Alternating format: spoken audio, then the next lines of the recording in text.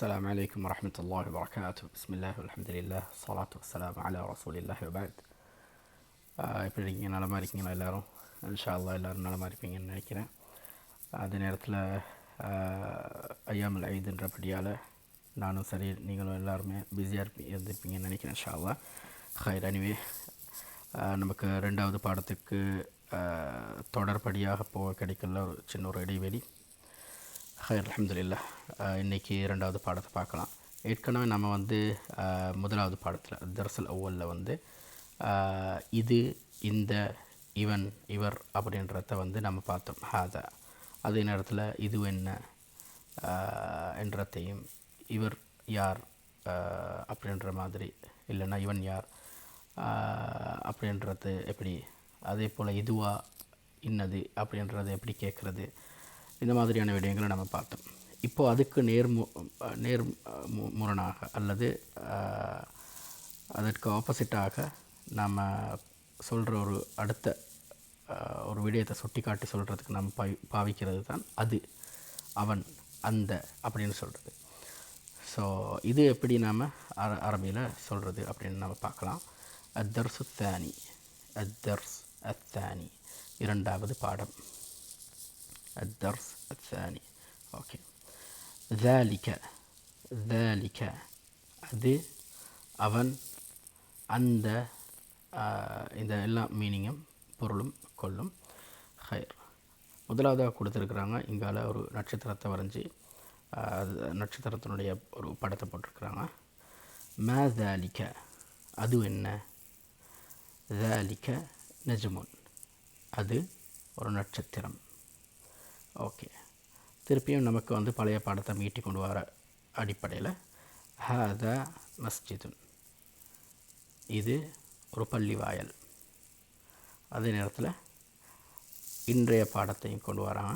அதோட முக்காரணை பண்ணி, அதாவது அதோட ஒப்பிட்டு காட்டி, அதுதான் என்ன, வதலிக்க அது, வ மேலும், வ என்ன சொன்னால் மேலும், இன்னும், மற்றும் அப்படின்ற அந்த அர்த்தங்களை கொடுக்கும்.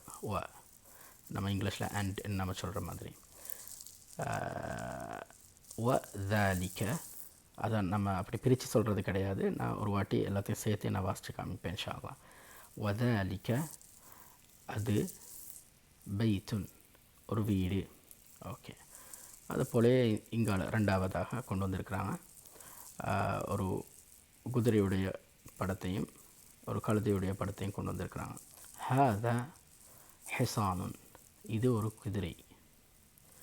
வதாலிக்க மற்றும் அல்லது மேலும், அது ஹிமாருன் ஒரு கழுதை. அதுக்கப்புறம் கேள்வியாக கேட்குறாங்க. முன் சென்ற பாடத்தில் இருக்கக்கூடிய அதே தான், அதாவது அ என்றதை கொண்டு வந்திருக்கிறாங்க. நம்ம அஹாதா இதுவா, இல்லைன்னா அஹாதா இது இன்னதா அப்படின்ற மாதிரி நம்ம கேட்டிருந்தோம். ஸோ இப்போது இது அதுக்கு கொண்டு வந்திருக்கிறாங்க. அ தாலிக்க அதாவது அதாலிக்க கல்புன் அது ஒரு நாயா, ல இல்லை, தாலிக்க அது கித்துன் ஒரு பூனை. மா தாலிக்க மா தாலிக்க அது என்ன, தாலிக்க அது சரீருன் ஒரு கட்டில். ஓகே. இப்போ அடுத்த பக்கத்தில் கொண்டு வந்திருக்கிறாங்க. இப்போ இது வரைக்கும் நம்ம அகரணியை பார்த்துக்கிட்டு இருந்தோம். இப்போது இறுதினியை கொண்டு வந்திருக்கிறாங்க. தர்சுத்தானி அதனுடைய அதே பாடத்தினுடைய தொடர். மன் ஹாதா இவர் யார், இது நம்ம முன் சென்ற பாடத்தில் இந்த மாதிரி எப்படி கேட்குறதுன்னு நம்ம பார்த்தோம். திருப்பியும் அதை கொண்டு வந்திருக்கிறாங்க. அதோடைய புது பாடம் ஒமன் தாலிக் மேலும் அவர் யார், மன் ஹாதா இவர் யார், ஒமன் தாலிக் மற்றும் அவர் யார் அல்லது மேலும் அவர் யார். ஹாதா முதர்ரிசுன் ஹாதா முதர்ரிசுன் வதாலிக்க இமாமுன் ஹாதா முதர்ரிசுன் இவர் ஒரு ஆசிரியர். வதாலிக்க மேலும் அவர் இமாமுன் ஒரு இமாம், மஸ்ஜிதினுடைய இமாம். இப்போ இங்கால ஒரு கல்லை கொண்டு வந்திருக்கிறாங்க. மா தாலிக்க அது என்ன, தாலிக்க அது ஹஜருன் ஒரு கல். ஓகே. இங்கால ரெண்டு படங்கள் கொண்டு வந்திருக்கிறாங்க. இது சக்கரை சீனி அதுவையும் இங்கால வந்து ஒரு பால் பாட்டில் கொண்டு வந்திருக்கு வரைஞ்சிருக்கிறேன். அது சரியாக தெரியுதில்லை. ஹாதா சுக்கரும், இது சர்க்கரை. வதாலிக்க, அது, மேலும் அது, லெபனுன், பால். ஓகே. ஸோ இந்த இடத்துல வந்து நம்ம லெபன் என்ற ஒரு வார்த்தையை போட்டுக்கிறத பார்க்கலாம். இதில் சின்ன ஒரு விஷயம் இருக்குது. அதாவது லெபன் அதே போல் ஹலீப், இந்த மாதிரி 2 வார்த்தைகளை வந்து பாலுக்கு பயன்படுத்துகிறத நம்ம பார்க்கலாம். இந்த 2 வார்த்தையை பாலுக்கு பயன்படுத்தப்படுற சந்தர்ப்பத்தில் எது எக்ஸாக்டாக பாலுக்கு சொல்கிறது அப்படின்னு நீங்கள் பார்த்தீங்கன்னா, அசலில் நம்ம லெபன் அப்படின்னு சொல்கிறது ஒரு பொதுப்படையான ஒரு பெயர். பால் சார்ந்த அனைத்துமே வந்து, அதாவது பால் சார்ந்த அனைத்து வகையான அதாவது திரவமாக இருக்கக்கூடிய அனைத்துமே வந்து திரவம், அதே நேரத்தில் தயிர் வரைக்கும் இருக்கக்கூடிய கட்டியாக வரக்கூடிய பொருள் வரைக்கும் இருக்கக்கூடிய அனைத்துமே லெபன் என்ற அந்த பேருக்குள்ளே உள்ளடங்கும். ஓகே. அப்போது வந்து அதில் கறந்த பாலும் கூட, கறந்த பால், ஃப்ரெஷ் மில்க், இது எல்லாமே வந்து லெபன் என்ற ஒரு பேருக்குள்ளே வரும். என்றாலும் ஹலீப் அப்படின்னு சொல்கிறது வந்து குடிக்கக்கூடிய அந்த நம்ம ஃப்ரெஷ் மில்க்கோ இல்லைனா குடிக்கக்கூடிய திரவமாக இருக்கக்கூடிய அந்த பால் இருக்கும்ல, அதுக்கு வந்து ஹலீப்னு சொல்லக்கூடிய வார்த்தையை பயன்படுத்துவாங்க. ஹலீப்னு நம்ம சொன்னோம்னா அதுக்குன்னே அது குறிப்பான ஒரு வார்த்தையாக அது இருக்கும். ஓகேவா? ஸோ அதே நேரத்தில் இந்த லெபன் என்ற வார்த்தை வந்து அரபு மொழியில் நம்ம ஏற்கனவே பார்த்தோம். நம்ம இப்போ படிச்சுக்கிட்டு இருக்கிறது வந்து அல்-ஃபுஸ்ஹா, அதாவது சுத்த அல்லது தூய்மையான அரபு மொழி. இந்த தூய்மையான அரபு மொழியில் 2 அதாவது வகைகள் இருக்குது. முதலாவது வகை பண்டைய காலத்து தூய்மையான அரபு மொழி. ஓகேங்களா? இப்போ நம்ம தமிழில் மாதிரி தான். தமிழில் வந்து ராஜ காலத்து இல்லைன்னா சங்க காலத்து, சங்க மருவிய காலத்து தமிழ் அப்படின்னு ஒன்று இருக்குது. தற்காலத்து தூய தமிழ் ஒன்று இருக்குது. ஓகே, எல்லாமே செந்தமிழ், எல்லாமே தூய தமிழ் தான். என்றாலும் வந்து அதுக்கும் இதுக்கு உண்டான வித்தியாசங்கள், வேறுபாடுகள் நிறையவே இருக்குது. ஸோ அதை மாதிரியே அரபு மொழியிலையும் வந்து اللغة العربية الفصحى الكلاسيكية அல்லது التراثية அல்லது التقليدية அப்படின்னு சொல்லி ஒன்று இருக்குது. அது வந்து நபி ஸல்லல்லாஹு, அதாவது ஜாஹிலியத் காலத்திலிருந்து நபி ஸல்லல்லாஹு அலைஹி வஸல்லமுடைய காலம் தொடர்ச்சியாக வந்து அப்பாசிய காலம் வரைக்கும் இருக்கிற அந்த பீரியடுக்குள்ளே இருந்தது. இன்னும் ஒரு சிலர் வந்து அது நபி ஸல்லல்லாஹு அலைஹி வஸல்லம் காலம் வரைக்கும், அந்த ஃபஸ்ட் ஜென்ரேஷன் வரைக்கும் அப்புறமா சொல்லுவாங்க. ஓகே. ஸோ இதெல்லாம் வந்து கிளாசிக்கல் ஈரா அப்படின்னு சொல்லக்கூடிய அந்த காலத்தில் இருந்த அந்த அரபு மொழி. அதுக்கப்புறம் அதாவது மாடர்ன் டே வரைக்கும் இருக்கக்கூடிய அந்த காலகட்டத்தில் அரபு மொழியில் ஏற்பட்ட மாற்றங்கள், வார்த்தை மாற்றங்கள், வார்த்தை பிரயோகங்களுடைய மாற்றங்கள், ஏனைய சில சொற்றொடர்களுடைய மாற்றங்கள், ஏனைய சில கிராமட்டிக்கல் சேஞ்சஸ், அதாவது சில இலக்கண ரீதியான மாற்றங்கள், அந்த மாதிரியான சில மாற்றங்களும் ஏற்பட்டிருக்கு. அதாவது மாற்றங்கள்னால் பெரிய அளவில், பெருமளவில் வேறு மொழிகள் ஏற்பட்ட மாதிரியான மாற்றங்கள் கிடையாது. அதாவது அன்றையனுடைய பாவனை இன்றையில், அதாவது தற்கால அரபு மொழியில் பாவிக்கிறது கிடையாது, இல்லைன்னா ரொம்ப அரிதாக போயிடுச்சு, அந்த மாதிரி இருக்கும். ரொம்ப பெரிய மாற்றம், சேஞ்சஸ் எல்லாமே இருக்காது. தமிழ் அளவுக்கு எல்லாமே ரொம்ப பெரிய சேஞ்சஸ் இருக்காது. ஸோ அந்த அடிப்படையில் இந்த லெபன் என்ற வார்த்தை வந்து பன்மை காலத்தில் வந்து பாலுக்கு லெபன் என்று சொல்கிறது தான் பெரும்பான்மையான பாவனையாக இருந்திருக்கு. ஓகேங்களா?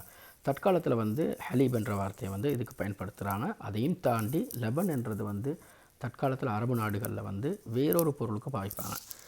அது என்னன்னா, அதாவது மோர்னு சொல்லுவாங்கள்ல, அந்த மோரினுடைய ஒரு வேறொரு விதத்தில், அதாவது இப்போ நம்ம இந்தியா அதாவது ஸ்ரீலங்காக்கள் எல்லாம் வந்து மோர் அப்படின்னு சொல்கிறது, நான் நினைக்கிறேன் பெரும்பாலும் நமக்கு தெரிஞ்ச மோர் வந்து அந்த தாளிப்பெல்லாம் போட்டு அந்த மாதிரி ஒரு பானமாக செஞ்சுருக்கக்கூடிய ஒன்று.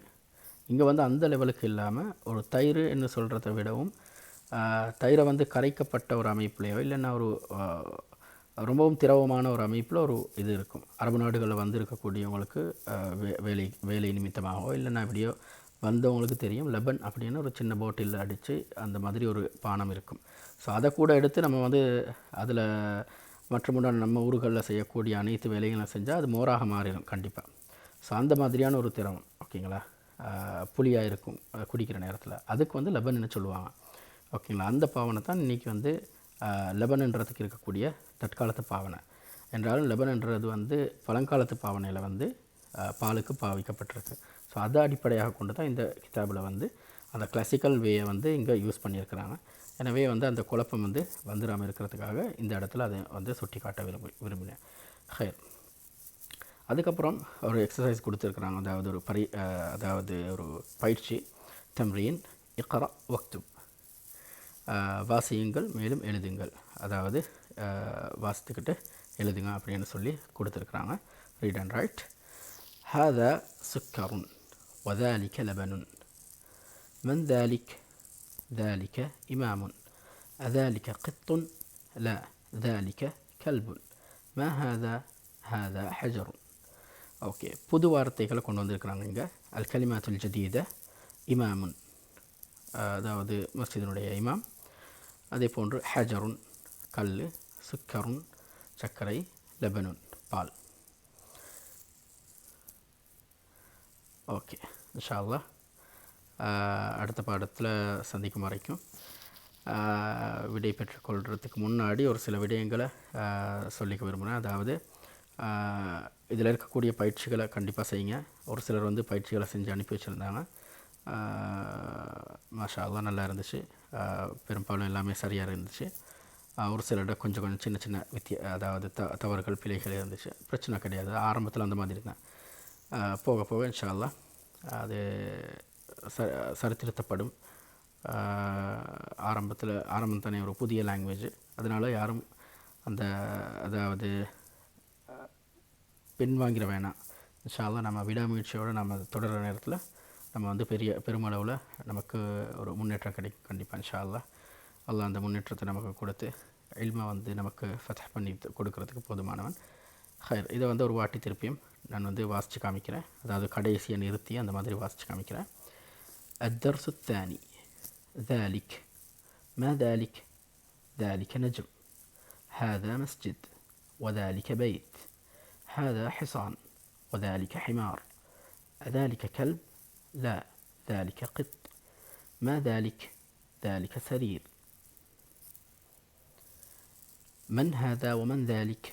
هذا مدرس وذلك إمام. ما ذلك؟ ذلك حجر. هذا سكر وذلك لبن. تمرين اقرأ واكتب. هذا سكر وذلك لبن. من ذلك؟ ذلك إمام. أذلك قط؟ لا ذلك كلب. ما هذا حجر. الكلمات الجديدة: إمام، حجر، سكر، لبن. ஓகே, எந்த விதமான சந்தேகங்களோ இல்லைன்னா குழப்பங்களோ இருந்ததுன்னா கண்டிப்பாக இன்ஷா அல்லாஹ் கமெண்ட்டில் கேளுங்க.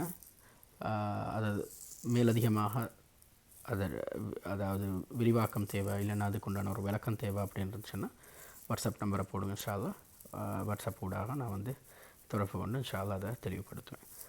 ஓகே, பாரக்கல்லாஹு ஃபீக்கும். அஸ்ஸலாமு அலைக்கும் வரஹ்மத்துல்லாஹி வபரகாத்துஹு.